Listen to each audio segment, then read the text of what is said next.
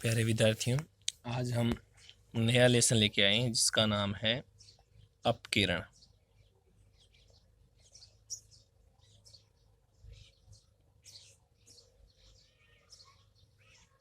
अपकिरण अपकिरण का मतलब होता है किसी भी श्रेणी में जो संख्याओं का बिखराव होता है, उस बिखराव को ही हम क्या कहते हैं? अपकिरण कहते हैं। तो सबसे पहले जो इसकी परिभाषा है, मूल्यों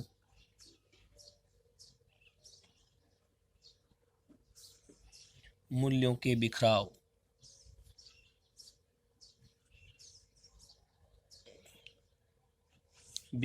को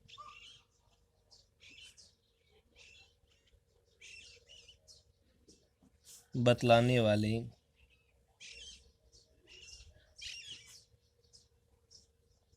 माप ही अपकिरण है। माप ही अपकिरण है, यानी अपकिरण का मतलब भी बिखराव होता है। श्रेणी में जो आंकड़ों में, समकों में जो बिखराव होता है, फैलाव होता है, वही क्या है? अपकिरण है। अब बात करते हैं अपकिरण की जो मापने की रीतियां हैं। अपकिरण के मापने की रीतियां, मापन की रीतियां।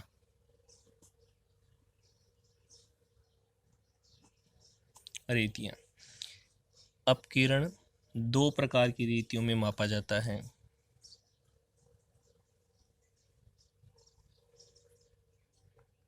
एक नंबर गणितीय रीतियां।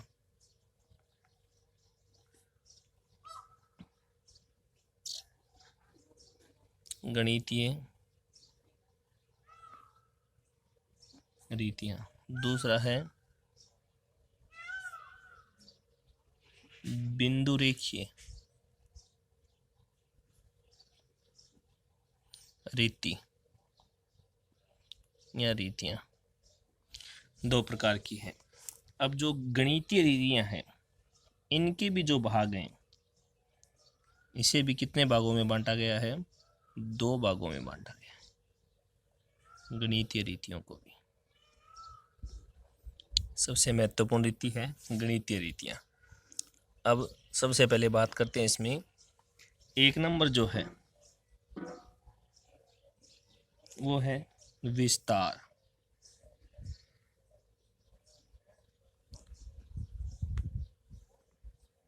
विस्तार के बाद दो नंबर जो है वो अंतर चतुर्थक विस्तार। अंतर चतुर्थक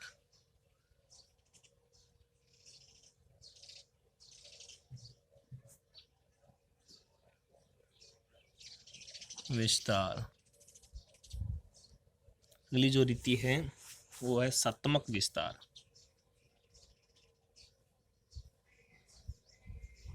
सतमक विस्तार तीन प्रकार की है। इन तीनों का जो सामूहिक नाम है उसे कहा जाता है सीमा रीतियां। ये है सीमा रीति। और उसके बाद है, ये जो रीति होगी वो है आपकी विचलन माध्य। विचलन माध्य। विचलन माध्य में जो बांटा गया है वो एक नंबर आपका जो टॉपिक है वो है चतुर्थक विचलन। चतुर्थक विचलन। दो नंबर जो है वो माध्य विचलन।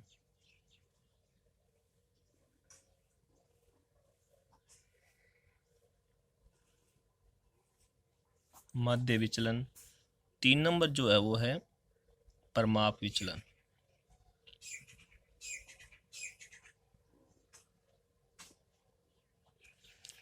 और बिंदु रेखी में जो टॉपिक है वो है लोरेंज वक्र। लोरेंज वक्र ये हमारी रीतियां हैं जिन पर हम डिस्कस करेंगे। सबसे पहले बात करते हैं हम सीमा रीतियाँ, जिनमें जो 3 टॉपिक दिए इन पर विस्तार से बात करते हैं। सीमा रीतियाँ, जिसमें 1 नंबर हमारा है विस्तार, इसके बारे में बात करते हैं सबसे पहले।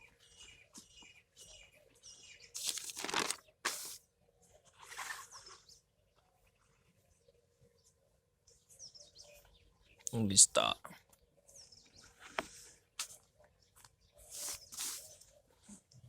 एक नंबर हमारा जो टॉपिक है इसका नाम है विस्तार।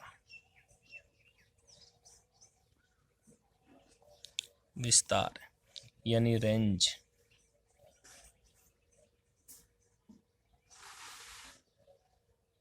रेंज, अब रेंज विस्तार का मतलब 2 संख्याएं, सबसे बड़ी संख्या और सबसे छोटी संख्या में जो अंतर होगा वो ही विस्तार है हमारा। तो सबसे पहले इसे हम r से व्यक्त करेंगे।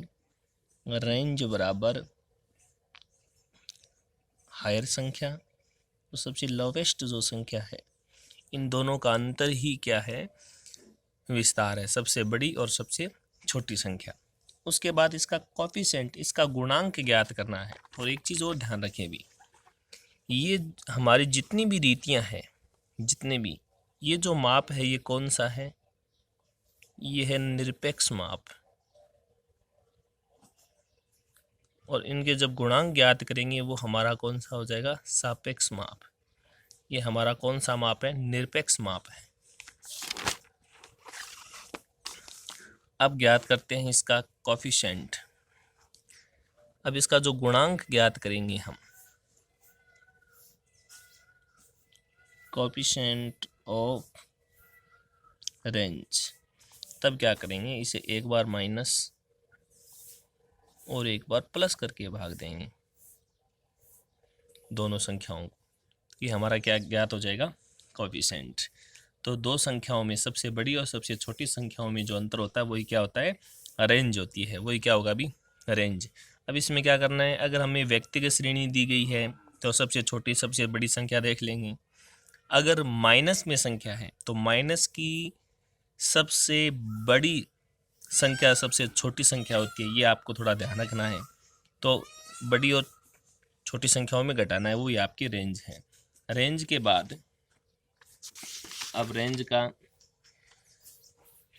एक प्रश्न ले लेते हैं, जिसमें आपको दिया हुआ है, जैसे कोई मान दिया हुआ है प्रश्न में हमें, जैसे दिया हुआ है 30, 16, 46, 57, 66, ये एक संख्या है। अब इसे रेंज कैसे ज्ञात करें। अब इसमें देखो भी, रेंज ज्ञात करने के लिए सबसे बड़ी संख्या कौन सी है, देखो तो सबसे बड़ी संख्या है इसमें 66, माइनस सबसे छोटी संख्या कौन सी है, 16। तो इसकी जो रेंज है वो तो कितनी आएगी भी, 50। ये तो इसकी रेंज है। अब अगर हमें इसे कोफिशिएंट ऑफ रेंज ज्ञात करना हो तो 66 माइनस 16, 66 प्लस 16। अगर हम इसे हल करेंगे तो इसका जो आंसर आएगा वो होगा 0.61। रेंज इस प्रकार ज्ञात की जाती है। तो ये है रेंज का क्वेश्चन। अब आगे दिया हुआ है, अगर प्रश्न में वर्ग अंतराल दिया हुआ हो, थोड़ा ये ध्यान रखना है भी। जैसे प्रश्न मान कर चलते ऐसे दिया हो, 0 से 10, 10 से 20, 20 से 30, 30 से 40, तब आपको सबसे छोटी और सबसे बड़ी संख्या कैसे ज्ञात करनी है। तो सबसे छोटी संख्या ये तो L1 हो जाएगी, जैसे मान कर चलते ये अंतिम है, तो ये क्या हो जाएगी, L2। इसे क्या माना जा रहा है, ये तो है हमारी L छोटी संख्या, ये सबसे बड़ी संख्या है जिसे हम H मानेंगे भी, ये H होगी। तो ये सबसे बड़ी संख्या होगी, ये सबसे छोटी संख्या, अगर प्रश्न की श्रेणी का हो, अखंडित श्रेणी का हो। बाकी में तो प्रश्न में एक ही संख्या दी हुई होगी व्यक्तिगत में, और खंडित में आपको क्या ध्यान रखना है, x को देखना है, न कि f को। x को देखना है कि x में कौन सी सबसे छोटी और कौन सी सबसे बड़ी है। उसी प्रकार अखंडित में आपको इस वर्ग अंतराल को देखना है जिसमें छोटी और बड़ी संख्या L1 और L2 जो हमारी संख्या है, ये तो क्या हो जाएगी L, ये क्या हो जाएगी H। इस प्रकार प्रश्न को हल करेंगे। तो ये तो हमारा कौन सा है भी, विस्तार है। विस्तार के बाद और ये जो कोफिशिएंट है हमारा, कोफिशिएंट, इस कोफिशिएंट को हम कौन सा माप कहते हैं भी? सापेक्ष। ये हमारा कौन सा माप है?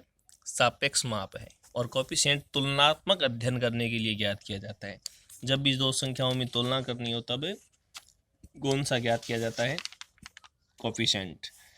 उसके बाद अगला जो हमारा पॉइंट है उसका नाम है अंतर चतुर्थक विस्तार। अंतर चतुर्थक,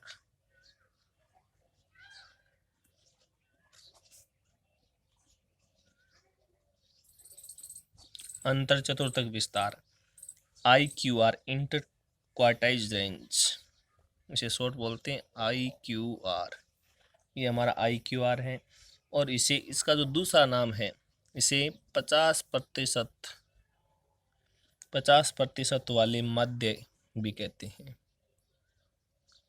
क्योंकि इसका जो मूल्य है वो 50% के मध्य होता है।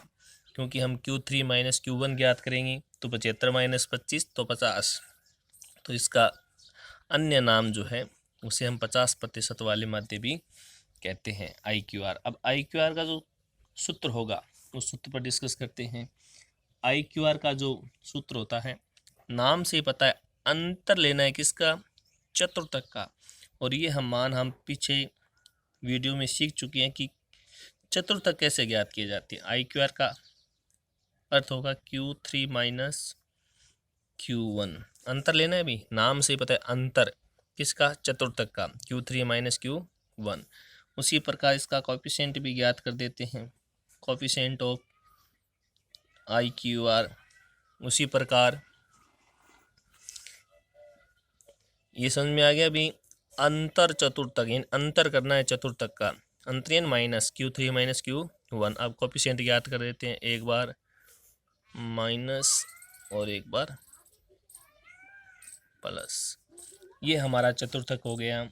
चतुर्थक के बाद अगला जो टॉपिक है इसका, अब चतुर्थक किस प्रकार किया ज्ञात किया जाता है? Q1 कैसे ज्ञात होगा? Q3 तो हमने पिछले वीडियो में, जिसका नाम है विभाजन मूल्य है, उसमें सीखा है कि चतुर्थक कैसे ज्ञात किए जाते हैं। तो आप उसमें देख सकते हैं कि चतुर्थक किस प्रकार गणना की जाती है, और उसमें शतमक की भी बताया गया है।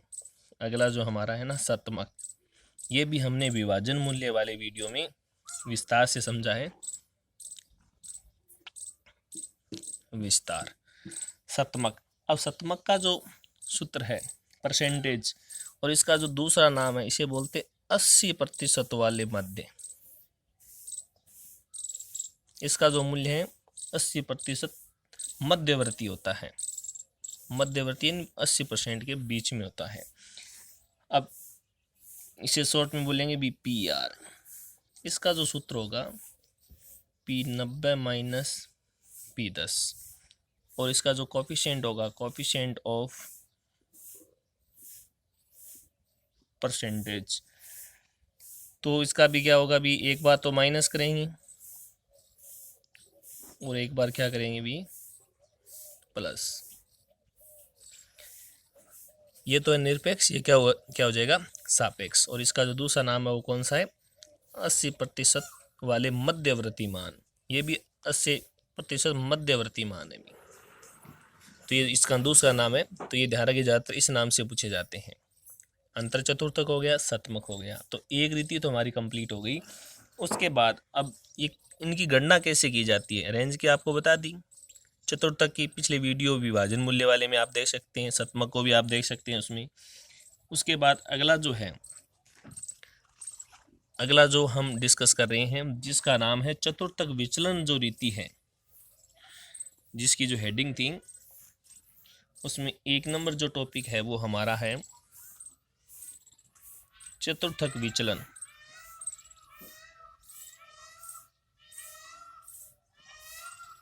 चतुर्थक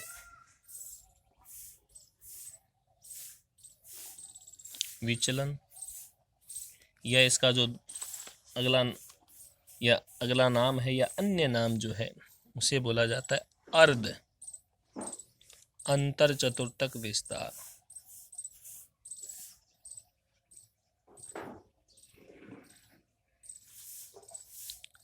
विस्तार, शॉर्ट में हम इसे बोलते हैं QD, क्वार्टाइल डिवीजन। अब इसका जो सूत्र होगा, QD का जो सूत्र है,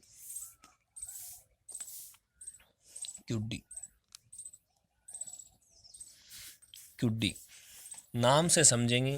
देखिए इसका जो नाम है अर्ध, आधा करना है किसको, अंतर चतुर्थक विस्तार को। अभी हमने ज्ञात किया था, अंतर निकाला था किसका, चतुर्थक का। तो सबसे अंतर ज्ञात कीजिए, Q3 माइनस Q1, ये तो अंतर हो गया चतुर्थक। ये तो क्या लिखा हुआ है, अंतर चतुर्थक। इसका क्या, अर्ध, अर्ध यानी आधा कीजिए, आधा कर दीजिए 2 का भाग, ये तो क्या हो गया QD। अब इसका जो कॉफिशिएंट है वो भी ज्ञात कर देते, कॉफिशिएंट ऑफ QD माइनस और एक बार प्लस, ये क्या हो जाएगा अभी, QD हो जाएगा। ये तो हमारा क्या हो गया, QD। इसके बाद और चतुर्थक ज्ञात करने की व्यक्तिगत, खंडित, अखंडित, ये सब आप, इसके जो रूल है वो आप विभाजन मूल्य वाली वीडियो में सीख सकते हैं। बस इसमें तो फॉर्मूले में सेट करना है चतुर्थक किस प्रकार ज्ञात किया जाता है। उसके बाद बात करते हैं हम, अगला जो हमारा है वो सबसे महत्वपूर्ण भी है और अपकीर्ण का सबसे सर्वश्रेष्ठ मान जो माना जाता है वो है परमाप विचलन। कौन सा अभी, परमाप, और अपकीर्ण का सर्वश्रेष्ठ मान है परमाप विचलन, स्टैंडर्ड डिविएशन। तो इसे शॉर्ट में बोला जाता है ST, और इसे व्यक्त किया जाता है स्टैंडर्ड डिविएशन। ये इसका साइन है। और ये जो आधारित है ये समांतर माध्य पर आधारित होता है, समांतर माध्य पर आधारित होता है। अब इसे ज्ञात करने की जो श्रेणियां हैं वो भी 3 श्रेणियां हैं अभी, व्यक्तिगत, खंडित, अखंडित, तीनों में किस प्रकार इसे ज्ञात किया जाएगा उसके बारे में हम थोड़ा सा डिस्कस करते हैं। सबसे पहले इसकी जो 3 रीतियां हैं, 3 श्रेणियां हैं। पहली जो है व्यक्तिगत श्रेणी, खंडित श्रेणी, अखंडित श्रेणी। व्यक्तिगत श्रेणी में जो सबसे पहले हमारी कौन सी रीति है, 1 नंबर प्रत्यक्ष रीति। प्रत्यक्ष रीति, इसमें जो ज्ञात किया जाता है वो किस प्रकार ज्ञात किया जाता है, स्टैंडर्ड डिविएशन इसका साइन है, बराबर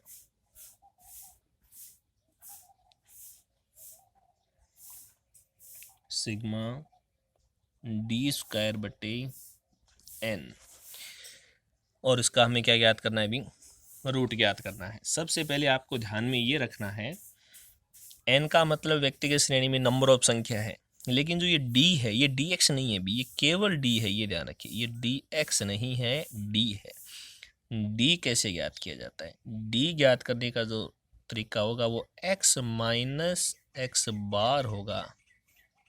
x माइनस क्या होगा, x बार, ये d ज्ञात होगा। ये तो हमारी कौन सी है, प्रत्यक्ष रीति है। प्रत्यक्ष रीति के बाद हम बात करते हैं लघु रीति, और जिसका नाम लघु रीति के अलावा हम जिसे क्या बोल सकते हैं भी, अप्रत्यक्ष रीति भी बोलते हैं, लघु रीति। लघु रीति, इसमें जो सूत्र है समांतर माध्य परमाप विचलन का, वो जो सूत्र होगा, ये सूत्र हमारा होगा रूट सिग्मा dx² बटे n minus bracket sigma dx बटे n ब्रैकेट होल स्क्वायर है। ये ध्यान रखें, यहाँ पर dx है, और dx का मतलब आपको पिछले वीडियो में आप समझ चुके हैं। dx का मतलब होता है x में से कोई एक संख्या अज्यूम करेंगे, घटाने पर जो मान आएगा वो कौन सा होता है, dx। दोनों में अंतर है, देखिए ये तो d है, ये dx है।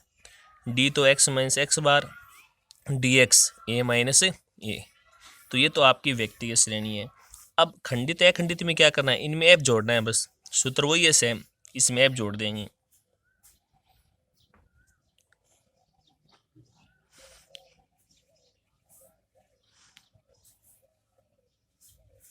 एफ डी का स्क्वायर बट्टे है, लेकिन यहाँ ध्यान रखना खंडित और अखंडित में एन का मतलब होता है सिग्मा एफ, ये ध्यान रखना है कि सिग्मा एफ होता है एन बराबर। तो ये तो कौन सी होगी इसकी प्रत्यक्ष रीति। अब इसमें लघु रीति में सूत्र वही है भी, बस एफ जोड़ना, ये ध्यान में रखना है। इन दोनों का सेम सूत्र है, अलग अलग कोई सूत्र नहीं है, इसलिए दोनों का कॉमन सूत्र एक लिख रहा हूं मैं, बराबर एफ जोड़ना है बस, एफ डी एक्स स्क्वायर बट्टे n minus bracket f d x बट्टे एन होल स्क्वायर है। ये ध्यान रखना है बस, इन दोनों का एक ही सूत्र है, खंडित और अखंडित दोनों में एक ही सूत्र है, लिख दिया बस। इसमें एफ नहीं है, इन दोनों में एफ है, तो साथ में क्या जाएगा भी एफ। बस आपको अंतर ये ध्यान में रखना है कि डी का मतलब क्या होगा और डी एक्स का मतलब क्या होता है, ये थोड़ा सा ध्यान रखना है आपको। तो ये है समांतर प्रमाप विचलन। तो हमने आज अपकीर्ण के कुछ टॉपिक हैं जिनमें विस्तार है, अंतर चतुर्थक शतमक है, चतुर्थक विचलन। अब इनकी गणना कैसे होती है, अभी सूत्र तो लिख लिए, इनकी गणना है वो आप विभाजन मूल्य वाले वीडियो में ज़रूर देखें। लेकिन हम यहाँ पर कौन सा सीखेंगे, प्रमाप विचलन। इनके फॉर्मूले हो गए, ये आप एक बार लिखिए, इसे ज़रूर याद करें। धन्यवाद।